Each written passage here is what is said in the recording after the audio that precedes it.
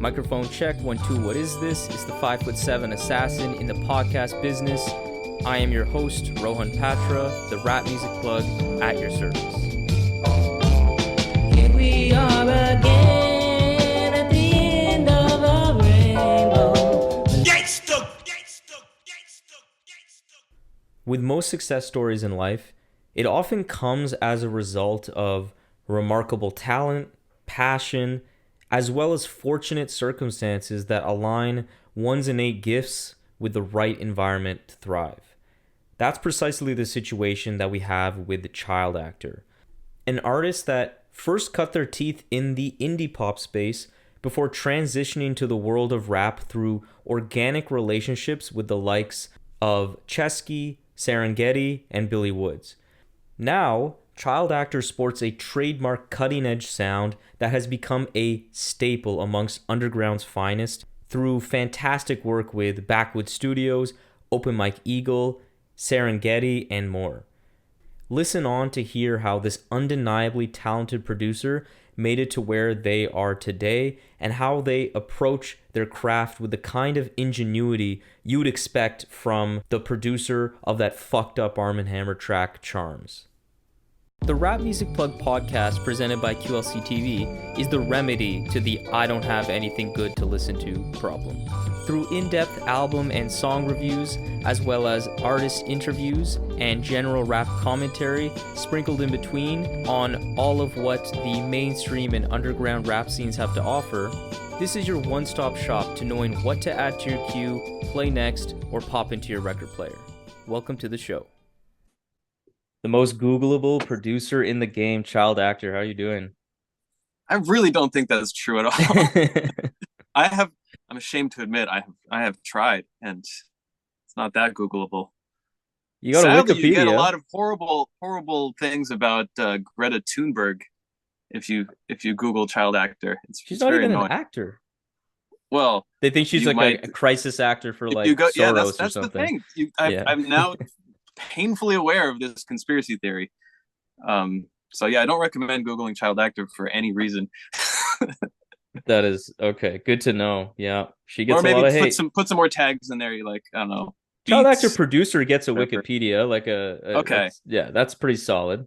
You got All a nice right. Wikipedia going. But before we get into it any further, let's just kind of like clear up one thing, because I feel like a lot of people who have been fans of your music don't necessarily know this. So like, who are you, and what is Child Actor? Who's a part of it? Yeah, okay, so I'm Max. So yeah, I don't know if it's a mistake or what, but Child Actor was originally a duo of my cousin Ceschi and myself. And we put out an album or EPs or something, 2011 or 12, I don't even remember now. I think it started in 2010, but didn't release anything for a while. Yeah, she eventually decided that music career wasn't for her and passed off the duties to Natalie Plaza, who had been doing like background vocals and appearing in some videos. And then she became the vocalist. That was like 2014. And then I also just decided to do some beats on the side. I think that was in 2019. And we would have things where like I might appear on a song, Natalie might appear on a song doing a hook, might do a beat or remix, and it just sort of felt like, all right, I don't want to like come up with a new name for every little thing we do. Mm-hmm. And we barely had that much of a following, so I felt like might as well just get everything under the same umbrella. But yeah, it's definitely caused some confusion. I'm not trying to be mysterious. It's just... No, but that's funny. Like, that's actually very different than a lot of other artists out there that I know love to, for creative reasons, and I just think for fun sometimes, just like have different monikers. Like, speaking of like Rap Ferreira, for example, like that guy has a ton, right? He has a producer. Well, yeah, name. of course. And I mean, like, and Madlib, has 45 or more. I don't know. But I just I think really I do enjoy that idea, but it's very hard for me to come up with names. And for some reason, everyone has always told me, except my mom, that it's a really good name. And so I was like, all right, I'm done. No, it's a good one for sure. And I only really was conscious of you like when I first heard you on like some Backwoodz records in like 2019 or whatever. But then in hindsight, especially like looking through your Wikipedia, I'm like, oh, I've heard Child Actor before. Like that Sadistic song. I think you're featured on Yeah. Sadistic song. That was that first Sadistic album I ever heard too. And so that was like cool to hear. Yeah, the name definitely like is a good one. But for those that know you only for your hip hop work, they may not know also that you've had and had a whole career outside of rap too. So could you walk us through first like how you initially decided to just create music generally speaking, and then how particular did you get into like the indie pop work world space Yeah, first? I mean, how far back should I go? I mean, because even before Child Actor, there's a whole like I would say I've always been into music. I think from the moment I discovered like jazz piano, uh, that's kind of the foundation of everything for me. Um, when I was like 9. Did you But play did you play jazz piano? yeah, yeah, yeah. Just my first teacher really put me on that path, and yeah, totally changed my life. Totally changed my life. So everything I do, no matter how far it gets, maybe from the sound of jazz, I think is really informed by that background very heavily. But yeah, as far as something that might resonate with any of your listeners, might I think a crucial thing is my friendship with Ceschi, founder of Fake Four Records. I've been friends with him forever, especially his brother David. And the three of us sort of have a trio that we've made so much music and released so little of it called Anonymous Inc. But we've released the stuff we have released is so old. We released it like 15 years after we did it. It's a weird band that yeah encompasses lots of genres. But yeah, Chesky is an incredible rapper. Um, absolutely one of those guys who is like achieved the highest level mastery of his craft, and so it's just a matter of what he decides to do with it. And he's done Uh, a lot of stuff. I think he's a really interesting person. It makes sense for you to be involved with because I know he's got like more conventional rap and then he has a lot of that like kind of like indie folk, if you will, albums yeah, like I mean that's Broken really Bone Ballads. That one is a great record. totally. Um, I've played on almost all of his albums, I think, or sang on them in some way. We've just yeah, I mean it's been so long that we've known each other. We're basically family, but like yeah, so I'll say being friends with him was really the most important thing in sort of where the what directions that my musical life took, because through him that's how I found out about like the good life kind of scene, all this West Coast stuff. And that was like my first hip hop stuff that I really got into, like all that whole beneath the surface with Omid and everything. And weirdly, the first released beat that I did was for of Mexican descent, Two Mex and Cholo Cinco. And that was the first wave of hip hop production I was doing with my other cousin Ben, and it was called Ghost Notes. But that project was kind of like we just both really were into making beats because of Mad Villainy had came out. We discovered it around the same time. mm, Ben actually was even more into like the Stones Throw scene and kind of got me into all that stuff. And I just yeah, we just worked our asses off trying to figure out how to sound like Madlib and Dilla and stuff, and never figured it out. And but got to work with and meet a lot of those a lot of our heroes. Like we did songs with like Med, Wild Child, nice. and Ono. Particularly Ono was big for me because I got to like meet him, hang out in the studio, and I love I that gotta dude. I gotta shout him out because he gave me an incredible piece of advice. He probably doesn't remember it at all because he was smoking like the longest blunt I've ever seen. But I was like, we were like, I had a CD that I had brought with me, and like, he's like, oh, put it in, and we were like, he was playing me like at the time unreleased Gangrene stuff. It was wild, and he was listening to some of my beats, and he was feeling them, but I had all these interludes in there. And he's like, you know what? Your interludes should be your beats. And I was like, whoa. Oh, And actually, that was really life changing too, because it really changed the way I thought about things. But what's that so was, for the just going on that comment though, like were the interludes? Because I know a lot of like producers tend to do those like little beat interludes where a lot of people. It's actually a comment that like with Madlib, Pete Rock, where people are like, "Damn, why couldn't that have been a full beat?" It's yeah, like the this Pete little. Rock interludes are so good. Is it Yeah. were those interludes for you that you're playing from him like a little more like not cutting edge is the right word, but just a little more eccentric?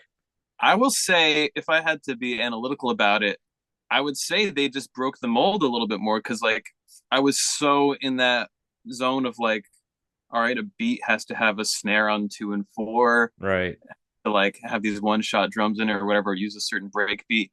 But the interludes were a very, very primitive version of what I'm doing now, where it's more like just taking a wholesale like one sample and flipping it a little bit. Mm-hmm. So it didn't have like those one shot drums. I do that sometimes, but I really want it to be warranted now. Mm-hmm. But yeah, I mean, I when he told me that, I didn't really I remembered it, but I had to think about it a while to understand what he meant and what to do with that idea. And weirdly, when he told me that, it was like maybe a year or two before I sort of quit making beats for a long time, because that's when Child Actor started, and I was like, Yeah. I was so frustrated with making hip hop beats because I felt like I was doing a pretty good job, but like not getting to that level of having something unique to say with it. And Yeah. so I was also being a songwriter at the time, sort of more in like the indie rock world, I guess. And I sort of felt similar in that vein. And so Child Actor started with my cousin Ceschi because I heard some songs that she was writing, and I just was like, I heard the song and I thought the first one she showed me, the first one we ever did was a song called Window. And it was like a really spare garage band demo that she had made. And I just heard and I just got this spark of an idea of like not just doing a remix of the song, but like really reinventing it in a deep way. And I said, yeah, just send me that session, let me play with it. And that became our MO for the whole all the stuff we did together in the first wave, the Victory album. And And and I understand from that like initial wave that you did achieve some level of like commercial acclaim, critical acclaim. How was that experience like? I don't know if I would go as far as to say commercial, but yeah, critical. It was Mm-hmm. this was so like it was just one of those things where the timing was right in a few ways. And I think the ideas were good. And I think it was an interest. I mean, I'm proud of that album, but I will also say that like that was the time when it suddenly was just possible to like get your music sent to blogs, and having someone write about it on a blog could create this whole thing. And Mm-hmm. we ended up like, I think we had something in the Guardian, Fader or something. Like it, like all these little placements would mean a lot back then. Yeah, the Whereas, blog era, like those had a really big weight. yeah, and Really now big it's weight. it's it's just kind of flipped on its head where you can't really do that anymore. But there are different things. Yeah, I don't know. I don't want to get too deep into that. But the other thing is just like it was just right around the time when the idea of like alternative R&B broke, and uh, like I don't think we were getting compared to all these artists that I had never heard. Grimes, I think, Purity Ring, I could see the purity and ring a bit. Yeah. but I intentionally didn't listen to them for so long because people would always compare us to them, and they're good. I just was like, man, I don't want to be I don't want to be copying this thing that people think we sound like. Yeah. But yeah, so I think it was just like the timing, and we just happened to be doing this music that after we finished it and released it would become this trendy thing to do. But I wasn't trying to. It actually really annoys me that it became a trend. um, but but yeah, so it got some attention, and that was cool. But right around when we had our first tour, that's when said, he was like, this is a fun hobby, but I can see it's getting really serious now, and I don't think, I have the bandwidth for this. Hmm. And so then it was already time to figure out how to reinvent it. And yeah, the next album we had like a manager and stuff. The one called Never Die. That one's a little more problematic to me because this manager really was, I really trusted him, and he really took us in these, overly commercial directions. He's like, I need you to have write a hit song. And I was like, all right, maybe that is the thing I should do. And it got like, a million or something views on YouTube, but like, so what? It didn't really didn't Yeah. really do anything. I don't, and I'm not like, I guess it's a good exercise, but it doesn't really resonate with me. But anyway, and then but the next album we did, Perfect Cloud, I like that one a lot, and that was kind of it's a very painful album, subject matter wise, but I think that one came out really good. But by the time that one came out, it's like we parted ways with the manager and didn't get PR for it, and it's like it might as well have not existed because all those pathways that were so open in 2010 had kind of closed. Yeah.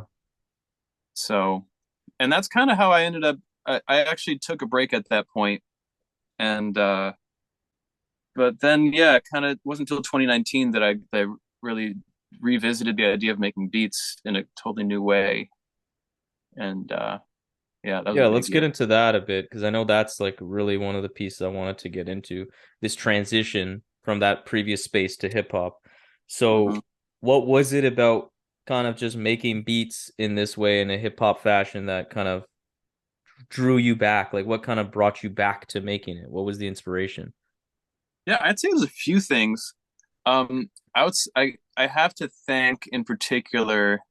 I would say Serengeti and Billy Woods are the two big reasons that I went back to it, and it just was again through Ceschi because I met them both on tours with Ceschi. I met Getty first in Prague because we had this little European tour we were doing, and Getty and I bonded just from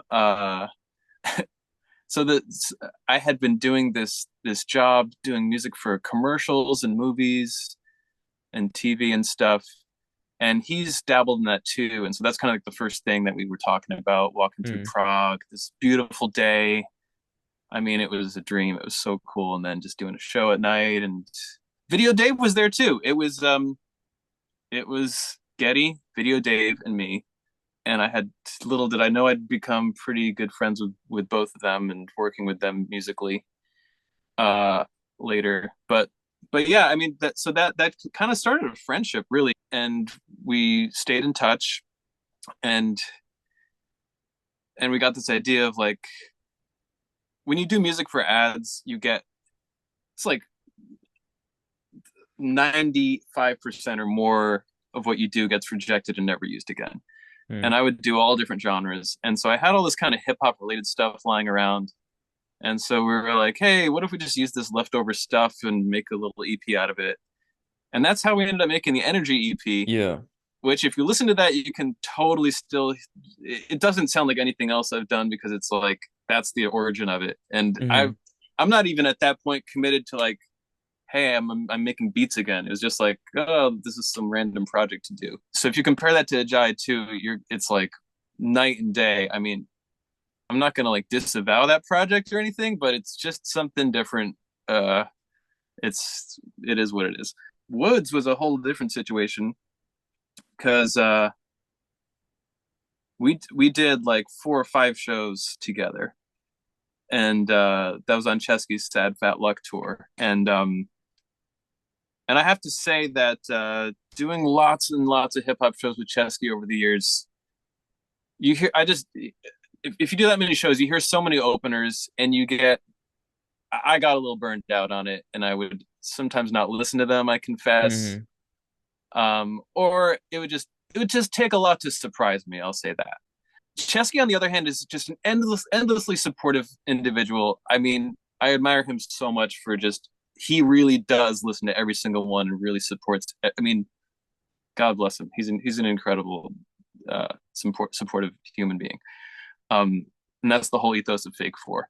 But I'll say that, night after night, I was hearing Woods for the first time. I had never heard him before, and I was like, "Whoa, this is something really different." And I started to get to know the songs after a few nights, and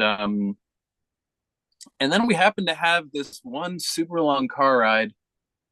I don't know, I don't even remember where it was, Minneapolis to Chicago, I think, in the snow with Mo Nichols Nice. behind He's the a funny wheel. guy. He's a funny guy. Oh yeah. And wow, I mean, Woods told the craziest stories, like the kind of stories, like I was thinking, like, how is he telling me this story with me in the car, after just having met me? Like, they're crazy, the craziest stories I've ever heard. I mean, so I felt maybe we had bonded because of these stories.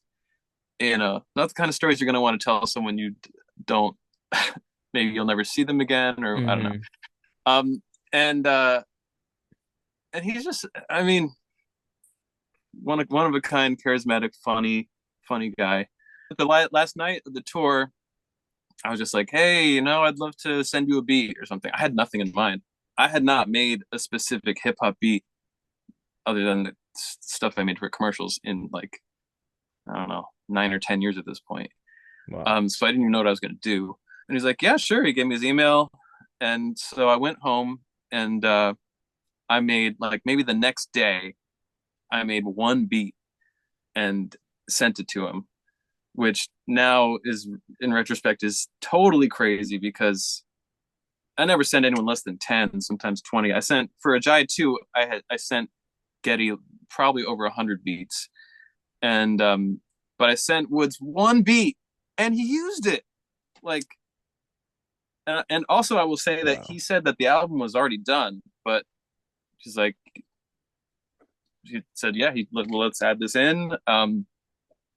And I know he's not going to use a beat that he doesn't like or something. I'm not viewing it as charity or something, but I feel, what I like to believe is that he was sort of saying, I'm going to give you this shot, and let's see what comes of it. Because that was just to send him that beat and have it be used like that, and have it come out so soon because the album was already practically done, was as close to instant gratification as you can get, and it was just so inspiring. And then And the so this was next, on Terror Management, correct? yeah, it's a song Yeah. called Shepherd's Tone, Yeah. and Fielded singing on that, and so then that was like, okay, this, I want to figure out what I'm doing here. And then the next thing I sent, I think, 3 beats, and one of those ended up being Charms for Armand Hammer, and that was a real game changer too. Just the process of making Charms, and I feel like Charms, even though Shepherd's Tone is the first one I did in this era, Charms is like the root of the whole tree to That me. one was like a truly like groundbreaking track. I think Yeah, it and just shocked for my everybody. process too, Yeah. and like in so many ways, I feel like everything can kind of lead back to there in a nice way. Um, and at the same time, I feel like I never will really be able to make a beat like that again because of there's just some magic to it. But Well, yeah, at that point, then it's just like that's everything grew from there. well, I think speaking of the Charms beat, I think that kind of just speaks to that general sound I feel like you've developed as you've kind of re-ingratiated yourself with hip hop. And what I find remarkable, honestly, is that your production in this period of time has, in my opinion, kind of made an entire vibe or type of sound like your own. Like I can almost like I've been quite easy to tell it's a Child Actor beat on like the Metal Lung album, for example. I'm like, oh yeah, I know you made that one. I know you made that one. You have like the complex time signatures, which I think it's interesting to know that you have this jazz piano foundation because I feel like that might kind of be where that was built. But also you have this like trademark warped sample sound that like Mhm. I'm sure you can explain it. I have no finesse in production knowledge, but that thing you do, it's just a very much a thing that you like to do, and it sounds great. Like how would you characterize the like the Child Actor sound you've cultivated so far? Yeah, first of all, that's just really cool to hear. I think that's something that had always bugged me in the past, is that I did so many different styles which is fun, but I always like when like the artist that I like the most is I want to hear that recognizable signature sound. And so I did uh I half made an effort and half just this is what I felt like doing to lead to having, I guess, whatever you can call a sound. But yeah, I see it and it's definitely real. So what I would describe with it is I think one hallmark of it is sort of a backlash to the stuff I was doing for ads and even to the other child actor albums where which reached kind of a maximalist pinnacle in a perfect cloud where every song had like 100 plus tracks on it, layers and layers and layers, like insanely. And most of my favorite beats are just like one track. And I really like to get inside the sample. I want to, I love songs and music, and working with samples is like your way of like living inside of it. Like it just feels like if you're really working with a sample deeply, you're like inhabiting the song and rewiring it. And it's almost like it's also like playing an instrument where your instrument is a song. It's the only way you can do that. It's like it's still endlessly magical to me. It just every time it gets me. But I'll say a big thing about it is that like working with the fewest layers possible to get the deepest result pretty simply. Like it does sound warped and stuff, but the techniques I'm using are not. I'm not using crazy processing or plugins really. I use some things for like tone and EQ and compression, but nothing wild. And I think the other thing is pretty big is you talked a little bit about before, which is rhythmic.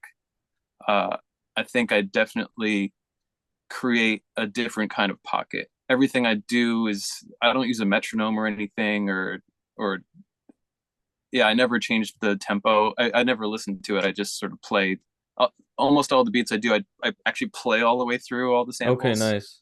I don't really technically loop anything, so that's why you'll hear things that feel like they're repeating, but they don't really sound the same way twice, and the timing is always a little different, even in the simplest beats.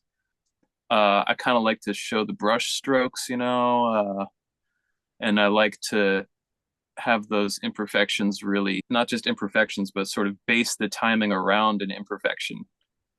And it's weird because Charms is the most extreme example of that, and I've kind of refined it since then. But yeah, I mean that one you can't even really count a time signature to it. That's like it's impossible. It's just pure intuition, and that's the other thing is I just love the working only with intuition. I think working with samples is at least for me, is the most direct way path from like inspiration to the final product. It's almost like improvisation, but yeah, there is that element of you are composing something, but it's like it takes almost no time from when you get the idea. That's amazing the way you put that. I think I can definitely see that unusual pocket that you create for rappers that like I really like. And I think some of like and we'll get into some of the rappers that typically you typically go for and like collaborate with have that ability to kind of work in that. I'm thinking of artists like Elucid, in particular, like spelling, like a perfect example is spelling. Like it's just that it kind of gave him, and it's actually something he said not about you, but about Seb Bash. But the similarity is that I think he's also, as he described it when I spoke to him, was that he also does all the stuff live, and that kind of Mm-hmm. gives it that like very authentic. Seb Uh, Bash does. yeah. Oh wow, that's so funny because we Yeah. sound so different. But like because I was thinking of the beat, we were talking about the beat Bunny Chow in particular, because I was Yeah. just like raving over how just fucking immaculate that is. And I Mm-hmm. think what Elucid said was that one of the special things about him is that he does a lot of that live, so it kind of gives it that really natural feel. And Yeah. Elucid like just kind of catches that kind of His drum spirit. programming is crazy. I mean, the Yeah. drum sounds and the programming. It's like I like as I was kind of saying before, like I kind of was getting over the idea of using one shot drums and stuff, but someone like him, it's like, damn, he does makes it sound so good still. Mm-hmm. About Lucid, yeah. So Yeah. to your point, like Spelling is a funny example. Not funny, but it's an interesting example because it's one of the more straightforward beats I've made, and I think it's one of the more straightforward beats that. Well, yeah, I mean, Bunny Chow's a it's like people you can vibe to Bunny Chow, Hmm. but if you really listen to it, it's a weird beat too. You're Um, saying that's the most like straightforward beat on the album, like spelling? I would not. I uh, mean, I don't know actually if I'd agree. I don't know which one oh I'd no, I pick. mean straightforward beat I've made.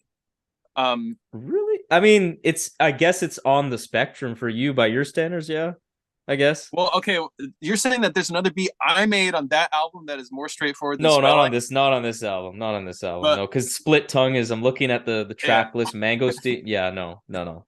I I agree mean, with that. really, what other straightforward beats have I made? I guess there's a shrapnel one, sort of. If I think of like Obol, that's a straightforward one. Whatever. I don't want to get too navel gazing with my own style, but I will say that for Elucid, spelling is a straightforward beat. And for me, spelling's a straightforward beat. Like that is one I do have. I added drums to in a more traditional way. You got your snares on the back beats. You got a kind of dignified, regal steadiness to it, but you do feel the cracks at the seams. Yeah. Um, but but you know, you will never know what to get from him. He doesn't have a formula. I love working with Elucid because of that. Every single thing he does is special, and he has the ability to inhabit so many types of pockets in different ways. Um, and like he can do something like Charms where you're floating, but he can also wrap himself around such a steady beat. And then something like Split Tongue, which is even more ephemeral than Charms. It's not even Right. about a rhythmic forward movement in any way. It's just yeah, and just a true artist too. I mean, just lyrically, just everything he does is got a special magic to it. So Yeah. I can really not even compare working with him to a lot of other people because of his distinct approach, I think. And it's Hmm. yeah. I was just so lucky to yeah, he's like kind of the second person I collaborated with in this, or third maybe, in this real wave of beats that I've been doing. Like looking at your kind of recent rappers that you've collaborated with. As we'll get into more depth shortly, there's like Serengeti in particular, and then a lot of artists through the other artists with Backwoodz. Given the particular nuance and like experimental nature, if you will, of your style of production, like what are the key kind of things you're looking for in a rapper, or you feel works best with your beats, like the key characteristics in rappers? So I think like with Elucid, like you said, that ability to inhabit different pockets, I think would be a great one to think of for sure. But is there anything kind of else or that you can think of? Yeah, it's a really good question because part of me just wants to say like everyone's gonna sound better on my beats because I love my beats. That's my big ego trip. Uh, but I feel like every producer thinks that. I mean, you should hopefully think that. Hmm. um, but what I will say, yeah, definitely being able to do different types of pockets. Although there are some rappers that I think gravitate towards one type of pocket that, and that's not even a bad thing. Like specializing one very idiosyncratic style, I think is a beautiful thing. I in a way I sort of do that. Um, and so, but yeah, I think my favorite thing, I think I might flip that question on its head and just say my favorite results are when I work with a rapper who I feel like no one else would have picked that beat, or no one else would have used that beat properly the way that they did. And like I feel like a lot of Ajai II is like that. There's so many beats on here. I mean, literally a lot of Ajai II is just beats that no one else would use because I didn't really have that many collaborators at the time when I sent these beats to Getty. I think this was just shortly after Shrines, and I really only knew I didn't want to just like cold hit up people Hmm. and just be like, yeah, I want to build. I mean, at that point, I wasn't like I just wanted everything. so because of the way things started, is like I've worked with Armand Hammer. Pretty much that's it. Like I don't know what to Yeah. do now. um, so yeah, and when I hear the way Getty used these beats, it's just like, man, a lot. It wouldn't have worked for so many other people. Although you never know what to expect.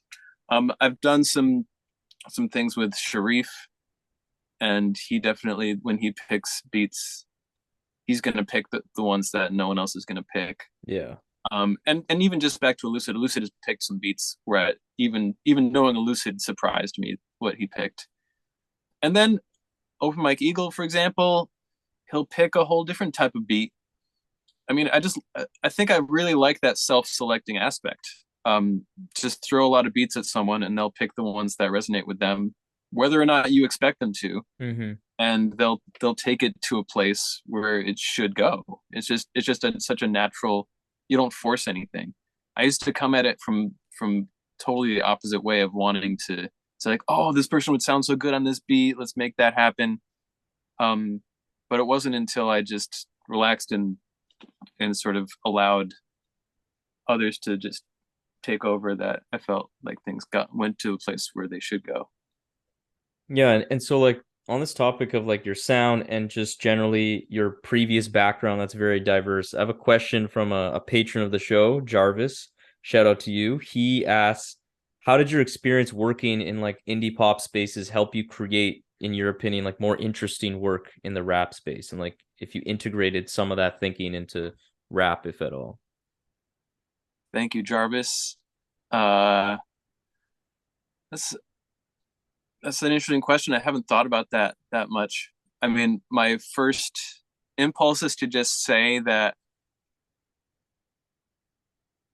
almost it could be like a backlash to some of those impulses of indie pop, where it's more composed and labored over a longer period of time. I think, but I think also, if I think back to the origins of Child Actor, it's really consistent with the original mission statement, which was to just sort of be as spontaneous as possible. Like, even though those were very layered, dense songs on that Victory album, for example, they were made as fast as possible compared to stuff that I would take years to make before. It would be like just in this feverish 8 hour session, just craft something from the ground up that felt great, and then don't work on it anymore, really.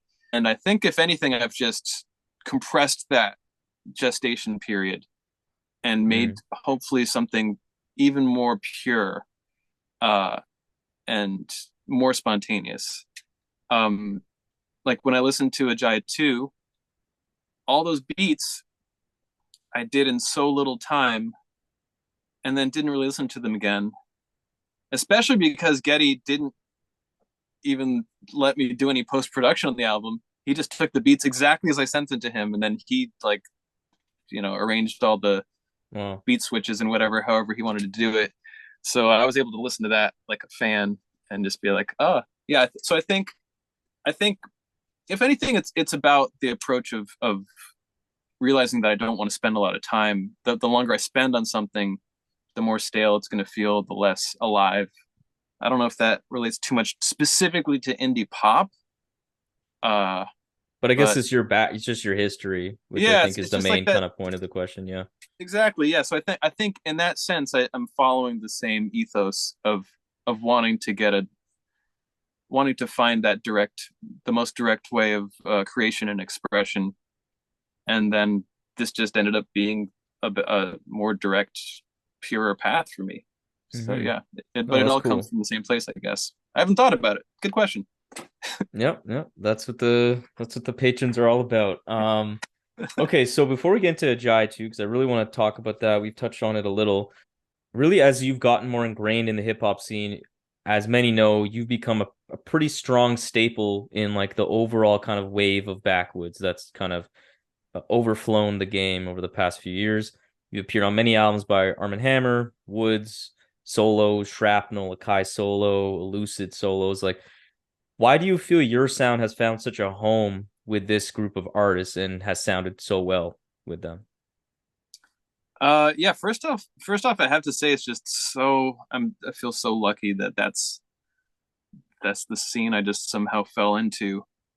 And it's odd for me because I've been doing music a long time, and it's really the first time I've felt sort of embraced by a community. I mean, I've had a lot of friends and stuff, but this is the first time I felt like people hear the music I make, and it's relevant, and it fits in with something that other people want to do, especially without having to compromise what I want to do. So it's just beautiful. And I will say that it's also not entirely a coincidence because these are artists that kind of inspired me to get back into it. I mean, literally, the reason I got back into it was from meeting Woods and Getty, and what they were doing was like, hey, actually, I'm really feeling this. Yeah. Because kind of after 2010, I stopped listening to hip hop for a while. I wasn't feeling a lot of stuff wasn't resonating with me anymore. But but yeah, getting back into it, this whole this whole scene, I don't know what to call it. Backwoodz is definitely a linchpin.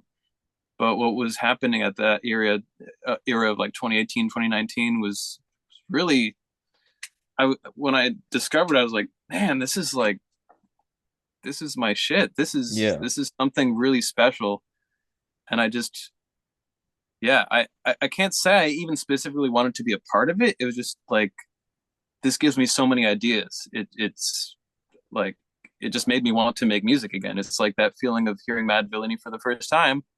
The feeling was this is dope, but also the feeling of like, whoa, I want to make music like not even like this specifically, but just like made me want to create. I So I think guess it's just yeah, we share affinities. That's the best I can say.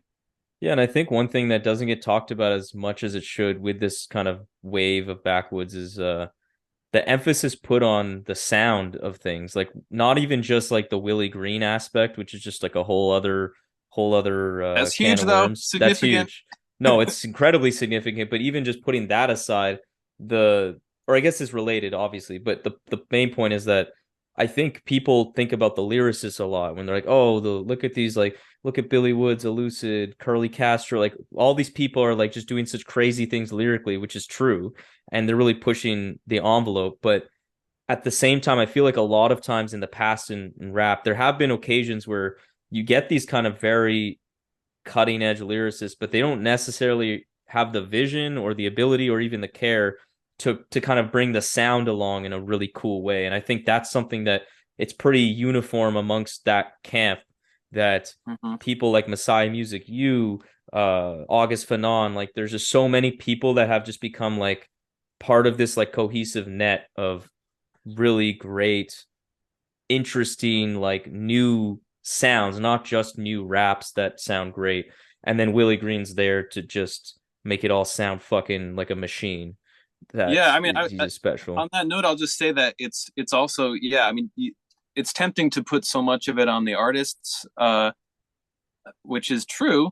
Like the rappers who are picking the beats, but it's also the community of producers themselves Yeah. that's huge, and just and all those guys you mentioned, like we've been in touch and supported one another.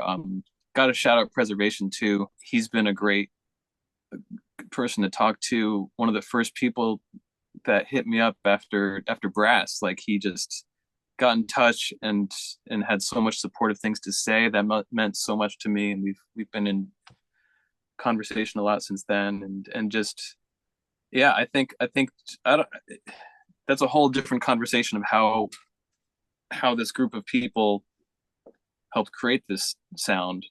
Um, but yeah, I'm also grateful to be a part of that community. Mm-hmm. And now I really want to get into Ajai II. It's really good timing that this has finally dropped on streaming and Bandcamp and all that because this was a vinyl only release for I think a full year, right? Just about. I don't know about the timing of it, but yeah, I definitely had resigned myself to thinking it would never come on streaming. Yeah. Uh, but lo and behold, it just did like 2 days ago. So Yeah. Yeah, no, it's great timing. The album is fantastic. Like, just been playing it nonstop. I know a lot of people that I am kind of close with in this community have been loving it too.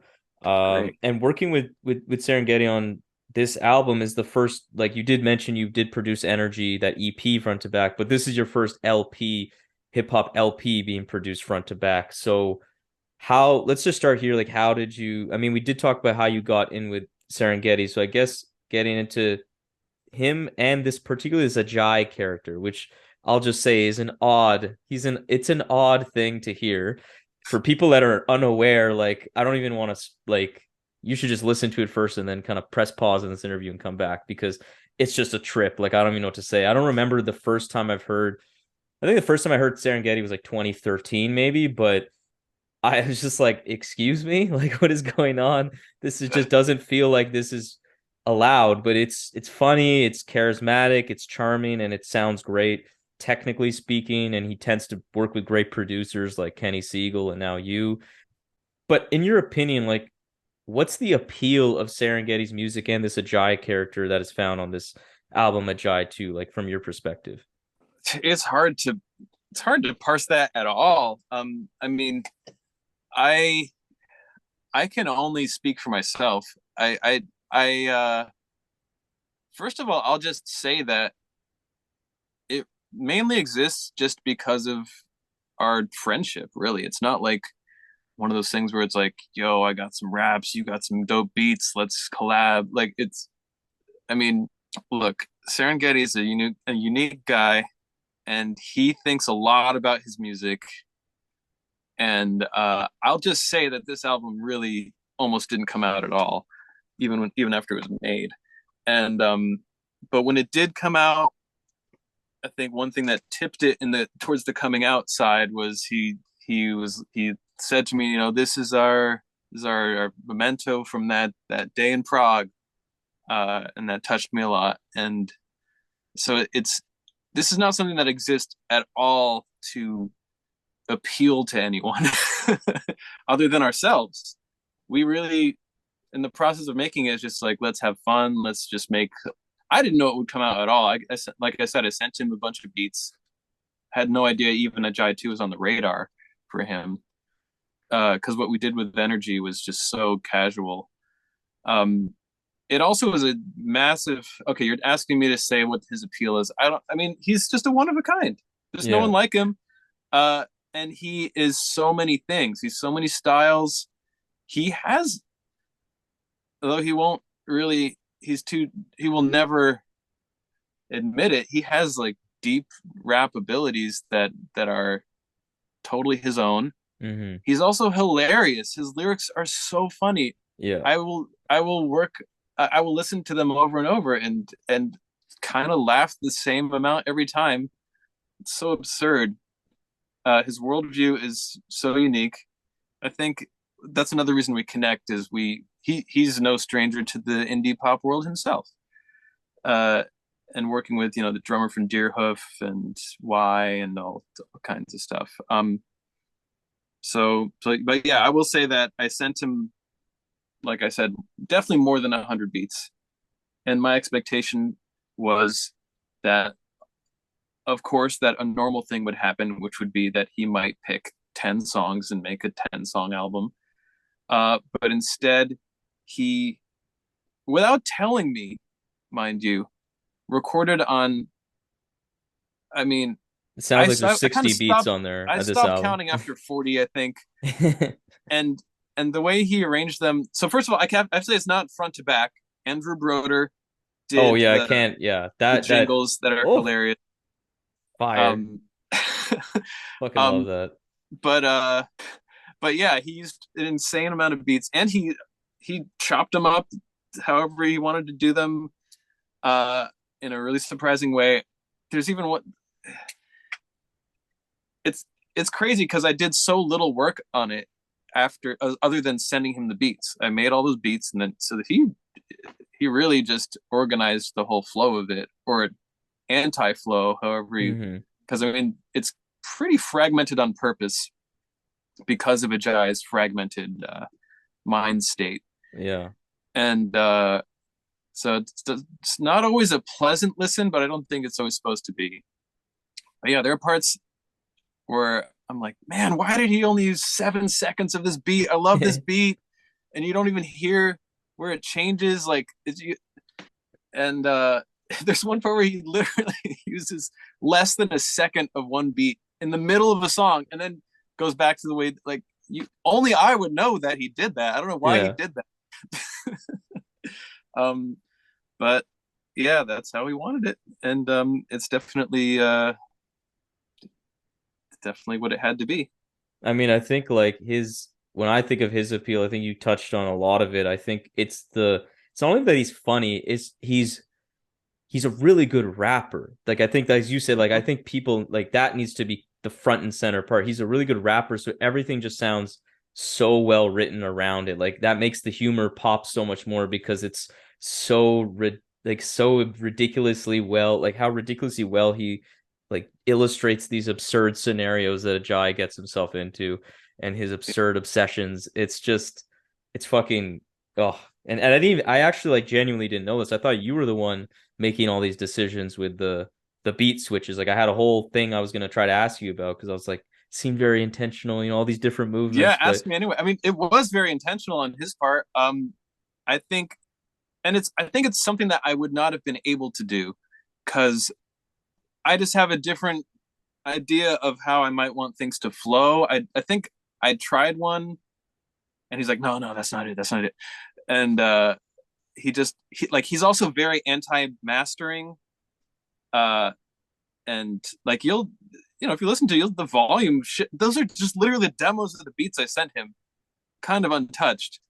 And mm-hmm. there was a period of time where that sort of frustrated me. It's like because I'm used to the process of someone like Willie Green getting in Yeah. there and really making it uh thick and beautiful.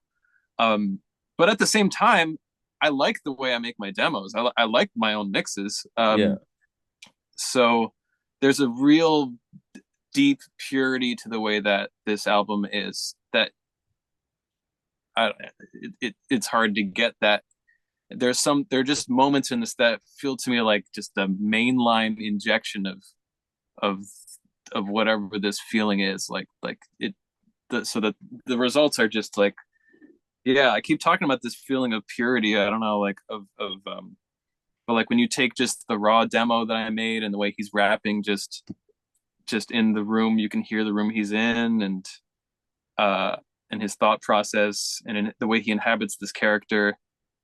It just, I think it delivers something really special because of that process. So, and it's something that I could have, I might have made something else that was good, but I would never have made what this is. So I yeah. think the raw purity, the way that you mentioned it a little earlier, the all the beat switches kind of mirror his like fractured mental state, if you will.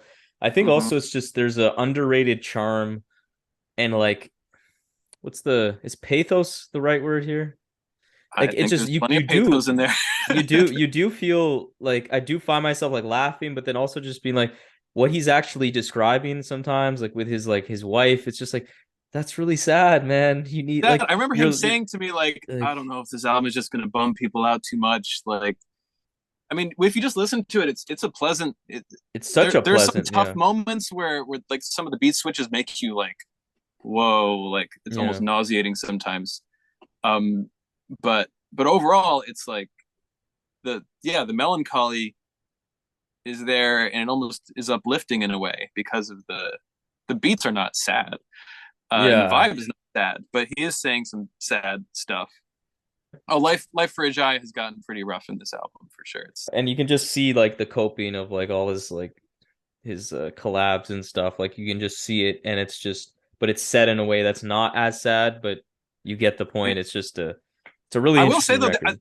there's like a happy ending to it. I mean, I love the way the album ends. It's also one of my favorite beats, and uh, mercifully, it's not chopped into a tiny piece just for the. It's almost like a triumphant ending where he goes back to just listing all his favorite collabs and stuff. It's like just when you thought he was going to give up on it forever, he's just like talking about how all he ever wanted was to show people something they could only see on a screen or something. And but he's like he's the one in real life wearing all that shit you see only on the Hmm. internet and inspiring people and listing all his Gucci stuff again. It like can't help but smile hearing that. It's Yeah. just we love that character and what makes him tick. Um, okay, yeah, and like I guess from your the last thing I want to ask about this album is did it sounds like you when you sent him all these beats, it wasn't really necessarily for this album, right? Like so No you didn't way. know what, but did you know that when you were sending him like this 100 beats, like it was supposed to be for a like mainly produced by you album with him? Was that even in your mind state? Uh, I thought it could be possible. I mean, I so yeah, I'll just say that at that point, I think this might have been right after Brass or somewhere around there that I was sending him all these beats, and I literally just didn't know more than three or four rappers to send stuff to.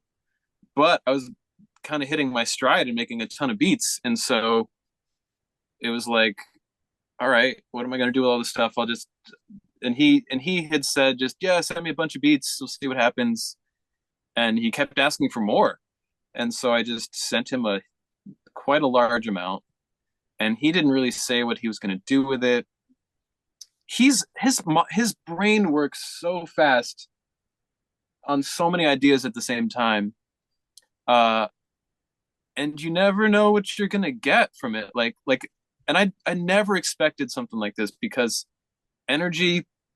If you listen to the to energy, he's doing a whole different style, uh, and just very basic like comfort food style rapping on it, and it felt like that little EP was just like, all right, here's just some fun content or something. Hmm. But then when I heard what he did with Ajai II, I he showed me almost the whole thing all at once after it was pretty close to being done.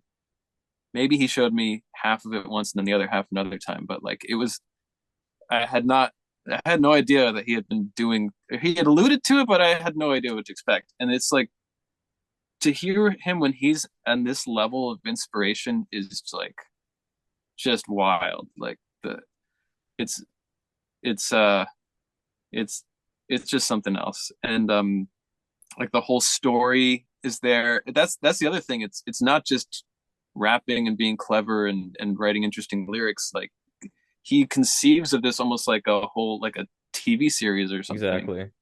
And so yeah, it I had no idea that was coming, and it was just a joy to. I think I'm just grateful actually that I was able to experience so much of it all at once without having to be just parceling it out little by little and laboring over it. I could feel like a fan myself. That's interesting. Yeah. With Ajay 2 out, like what should fans of you be expecting in the near future? Like is there any kind of projects you're working on or good beat placements you Uh got? Like what do you got in mind? yeah, I got a again, I always feel like I don't have enough coming out, but if I think about it, there's a lot of stuff. All right, let me see how much I can remember. Um, got some stuff. So I mentioned Sharif. Um, But is that so with Sharif, you mentioned that is that beats on like a Sharif project or is that like a Sharif collab like you and Sharif on a front to back thing? well, a lot of things I don't think I can really uh, Okay, okay. give too much info on. I like what I I'm hear. gonna be coy about this. I'll just say that something is happening with Sharif, Cavalier. Um, Cavalier. mm-hmm, Okay. yep. I didn't expect Uh, that. Okay. there's been some demos with Logi. I don't know how many of those are going to make to come out, but um, some stuff with Fielded, Nice. uh, Premrock, Def C. Mike Eagle told me that I was allowed to drop hints for something. So this is me dropping hints for something. Oh my Uh, God. Oh my God. Oh my that's all I'm God. allowed to do. There's another thing I really can't say anything about that I would love to say something about that's happening. When is it Um, happening? Can you say I that? don't know. It'll be this year. The mysterious thing. Okay. I know there's more, but yeah, that's all I can think of at the moment. That's actually But got yeah, a me couple of really those. hyped. I think one or two of those might be full projects, or a lot of beats. I like how usually people work with me don't just do one track with me. Um, I like being able to do a lot if Yeah, possible. even on So albums that you've not produced, you tend to have like a nice little handful on some of these albums. Like on Lucid, I yeah, think you have four. Metal Lung, I think you have like three or four. yeah, it worked Um, out this year where almost everything I did was like three or four. because it Yeah, just kind of allows you to be a kind of a part of the album, even if you're not the only sole musical force. But it's a kind of nice through line, I find. yeah. Oh, I will say also that this year, if the release schedule holds, I think 2023 might have some of my best flute beats ever. Had a lot of good flute beats in 2020, but took a break since then. But yeah, Mm. Yeah, 2023 you do flute beats got pretty well. Yeah. yeah. You're gonna hear some nice flutes this year. Okay. Okay. Cool. All right, man. I really appreciate this conversation. This is a lot of fun. I'm so Oh, excited for these albums or projects or beats or whatever the hell you got coming, and just keep doing you. This is like you're easily one of my favorite producers out. Like wow, 100%. that's crazy to hear. Thanks, man. I gotta say that I see you on Twitter and stuff, and the level of enthusiasm that you have for music is like, I'm sure other artists feel this way. It's just like, making music, knowing people are out there obsessing to that level is like so motivating for me. So Mm, yeah, keep doing you then. yeah. And thank you. Thank you for saying that. Hope you have a good All right, rest of the day. appreciate it. You too. Peace. All right. So there we have it, another episode of the Rap Music Plug podcast presented by QLC TV. I hope this episode gave you some new perspectives and insights into what the greatest art form known to man in hip hop music has to offer. If you want to support the show in the most meaningful way possible, it would be my absolute honor to have you as a patron in the new Rap Music Plug podcast Patreon. Through this Patreon, you will be getting exclusive content such as bonus episodes, exclusive album recommendations, exclusive playlists, early access to episodes, and more. And above all, though, you will be able to support the show directly in a way that will not only justify the crazy amount of time I spend on this show already, but allow me to cover some of the expenses related to supporting all of these great artists that we cover on the show through the website, and will allow us to sustain and build on this amazing growth that the RMPP has experienced recently. So if you have any questions about any of the Patreon stuff, or just want to keep tabs on the show, interact with me on rap music and all the great stuff that we can talk about, follow me on Twitter and Instagram at rapmusicplugpod, or shoot me an email at qlctv.podcast@gmail.com. You can also rate and review the show on Apple Podcasts and subscribe on YouTube and Spotify as well. But that's enough self-promotion for this episode. I hope you enjoyed it. Peace.